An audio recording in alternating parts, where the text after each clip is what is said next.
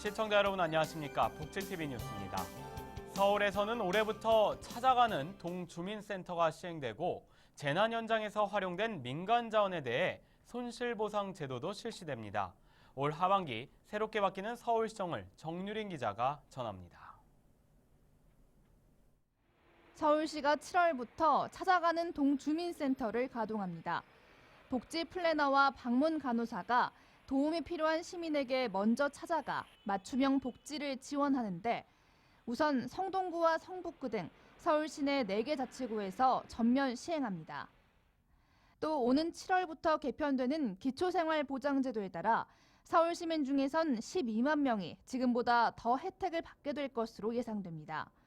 특히 주거급여의 경우 임차 가구에 대해 1인 기준 실제 임차료를 최대 19만 원까지 지급합니다. 맞춤형 기초생활보장제도는 거주지 동주민센터에서 신청할 수 있으며 이미 지원을 받고 있는 경우에는 별도로 신청하지 않아도 됩니다. 이와 함께 소방대가 도착하기 전 인근 주민이 소화기 등을 활용해 재난 대응을 한 경우 손실된 자원에 대해 보상하는 손실보상제를 처음으로 실시합니다. 아울러 7월 3일부터 서울시 전역에서 자동차 공회전 허용 시간을 기존 5분에서 2분 이내로 단축하고 위반하면 5만 원의 과태료를 부과합니다.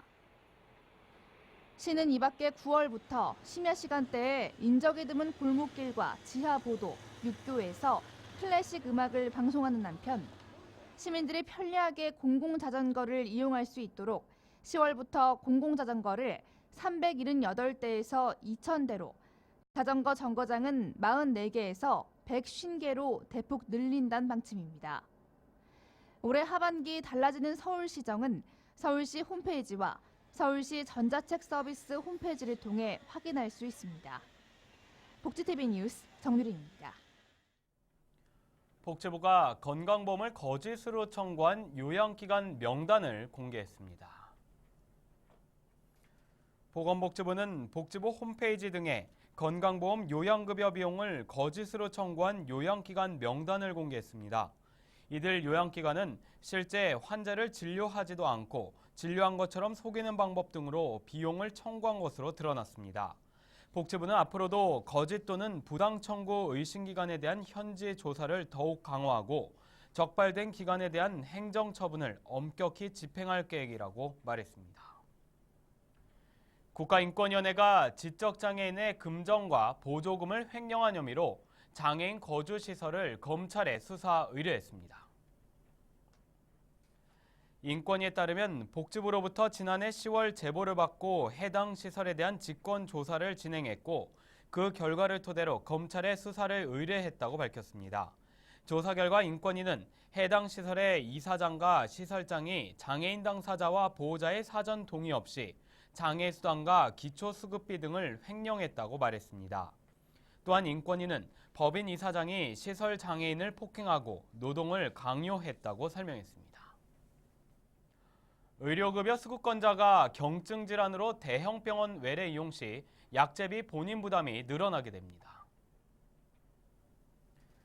보건복지부는 올해 하반기부터 감기나 결막염 등의 질환으로 종합병원 이상을 이용하면 본인 부담하는 약값이 현행 500원 정액제에서 3% 정률제로 변경된다고 밝혔습니다. 그러나 복지부는 동네 의원과 일반 병원은 지금처럼 저렴한 비용으로 치료 관리가 가능하다고 말했습니다. 복지부는 이번 조정을 통해 대형 병원이 고유 기능인 중증 환자 위주의 진료에 전념할 수 있게 될 것이라고 설명했습니다. 국토교통부가 신혼부부와 대학생 등을 위한 공공임대주택인 행복주택을 추가 공급한다고 밝혔습니다. 국토부는 서울과 경기, 인천 등 전국의 70개 지역에 행복주택 3만 8천여 가구를 추가 공급한다고 말했습니다. 특히 국토부는 이달 30일부터 서울 송파 3정과 서초 4곳, 구로 천왕, 강동 강일 4개 지역 모집 공고를 시작하고 다음 달 8일부터 9일까지 접수받는다고 설명했습니다. 한편 국토부는 오는 9월 중 서울 역삼역 부근과 구로 디지털 단지 등 직장인이 많이 근무하는 지역에서 사회 초년생을 대상으로 찾아가는 행복주택 설명회를 이어갈 예정입니다. 이 메르스로 인해 잠시 연기됐던 2015 국제발달장애인 종합대회 한국 국가대표 선발전이 열렸습니다. 지난 27일부터 28일까지 이틀간 서울과 인천에서는 2015 국제발달장애인 종합대회 한국 국가대표 선발전이 한국체대와 박태환 수영장에서 진행됐습니다.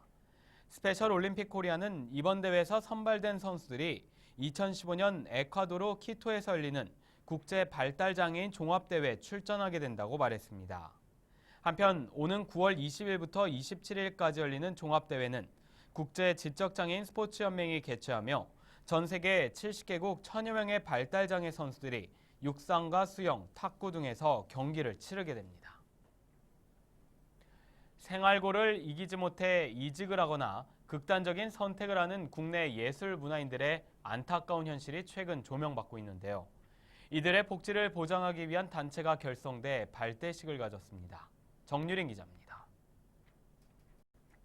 국내 예술문화인들이 주축이 된 한국예술문화복지총연합회가 발대식을 갖고 본격적인 활동에 들어갔습니다. 연합회는 지난 27일 오후 호텔 프리마 그랜드 볼룸에서 발대식을 열었습니다. 한국예술문화복지총연합회는 연합회 회원으로 가입한 예술문화인들을 예술문화복지사로 교육시켜 사회적 지위를 인정받게 하고 노후에도 지속적인 사회활동을 할 수 있도록 제도적 장치를 마련해 나가기로 했습니다. 이제부터라도 많은 분들이 우리 뜻에 동참하셔 예술문화 복지 물결에 사회적 붐이 조성될 수 있도록 총회장인 저부터 솔선수범하여 노력할 것을 약속드리며 양원석 복지TV 사장은 이날 축사를 통해 연합회가 사회 소외계층과 소통할 수 있는 단체로 거듭나길 바란다고 전했습니다. 상대적으로 문화상의 틀에서 소외받아온 장애인, 노인, 다문화 가족 등 우리 사회 소외계층과도 공유하면서 진정 소통할 수 있는 단체로 거듭났으면 하는 것입니다. 한편 이날 연합회는 복지TV와 상호 협력 양해각서를 체결하고 앞으로 협력을 강화해 나가기로 했습니다. 복지TV 뉴스 정유린입니다. 한국 무용의 대부죠. 이경화 오연 문화예술원 이사장이 지난 60년의 삶을 돌아보는 공연을 펼쳤습니다. 이솔리 기자입니다. 지난 27일 국립국악원 예약당에서는 한국무용으로 외길 삶을 걸어온 오연문화예술원 이경화 이사장의 60년 인생을 돌아보는 춤길 60 무대가 펼쳐졌습니다. 이날 일부 공연으로 선보인 창작무용 수묵담채는 이경화 이사장이 직접 안무 연출을 한 작품으로 은은한 먹의 묵향과 선을 타고 흐르는 부채 리듬을 무용수들이 춤으로 담아냈습니다. 양띠해에 양띠로서 새 출발을 하는 의미에서 이 춤길 60을 마련했습니다. 그래서 이 춤길 60인데 여지껏 하던 거에서 좀 탈피해보자. 그래서 이 무대에서 그림을 그리면서 그림 속에 무용수들이 같이 움직이고. 한편 이날 공연은 창작무용 수묵담채를 비롯해 이경화 이사장이 춤을 사사받은 고 최연 선생의 작품 기상 등 다양한 공연이 진행됐습니다. 복지TV 뉴스 이솔립입니다.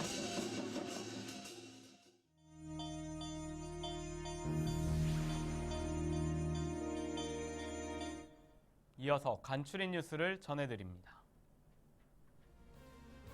복지부 산하 공공기관인 한국장애인개발원이 신임 원장을 공모합니다. 모집 기간은 다음 달 10일까지며 제출 관련 서류와 자세한 내용은 개발원 홈페이지를 통해 확인할 수 있습니다. 한국장애인단체 총연맹이 현대자동차그룹과 함께 일상 공간에서 이동에 어려움을 겪는 장애인을 위해 지원에 나섭니다. 지원 항목은 자동문이나 출입구 단차 제거 등 이동과 접근 등과 관련된 설비이며 신청 기간은 다음 달 24일까지입니다. 올해로 8회째를 맞이하는 서울 노인영화제 출품작 공모가 다음 달 31일까지 진행됩니다. 출품 대상은 노인 섹션과 청년 섹션으로 나뉘며 제출 방법은 영화제 홈페이지에서 신청서를 내려받아 이메일로 접수하면 됩니다. 한편 이번 영화제는 오는 10월 21일부터 23일까지 3일간 펼쳐집니다. 서울시가 다음 달부터 실종 치매 노인을 실시간으로 위치 추적하고 찾을 수 있는 지킴이 폰 1,200대를 보급합니다. 시는 서울형 데이케어 센터를 대상으로 수요 조사를 거쳐 중증 치매 노인 중심으로 지킴이 폰을 공급할 계획입니다. 경기도가 메르스 확산 방지를 위해 취약계층이 이용하는 도내 사회복지시설 전체 손소독제를 지원합니다. 경기도는 3억 2천만 원 상당의 손소독제를 구입해 도내 약 3,300여 개소의 예정이라고 밝혔습니다. 포항시와 포스코가 지역사회 성장 동력과 부가가치 창출을 바탕으로 지속적인 발전을 이끌기 위해 상생협력 강화 양해각서를 체결했습니다. 이에 따라 포항시는 행정적 지원을 강화하고 포스코는 포스코 포항 창조경제센터를 중심으로 우수 기술 지원과 운영편들을 조기에 제공할 계획입니다.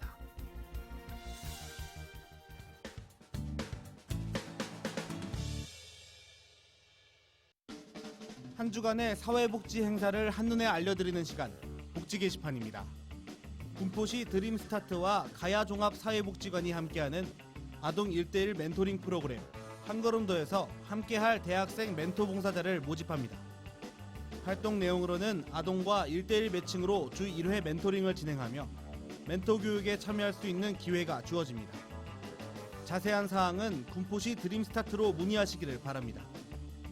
발달장애대안학교 큰나무 학교에서는 장애 학생들과 함께할 여름자원교사를 모집합니다. 활동 내용으로는 큰나무 학교 학생들을 위한 계절학교 프로그램을 진행하며 학생들의 전반적인 생활 지도를 맡게 됩니다.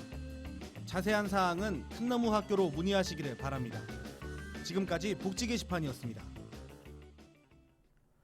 이야기가 있는 시간, 오늘의 영상 함께 보시죠. 최근 SNS 게시판에서 화제가 되고 있는 사진입니다. 주차가 쉬우며 차를 많이 세울 수 있다는 장점을 가진 독일의 한 주차장. 국내 대부분의 주차장들은 직각 형태의 구조로 돼 있습니다. 화제가 되고 있는 이 사진의 주차장. 여러분들은 어떻게 생각하시나요? 네, 앞서 보신 영상의 주차장은 일반적인 일렬 주차가 아닌 이 C자 형태의 주차장이었죠.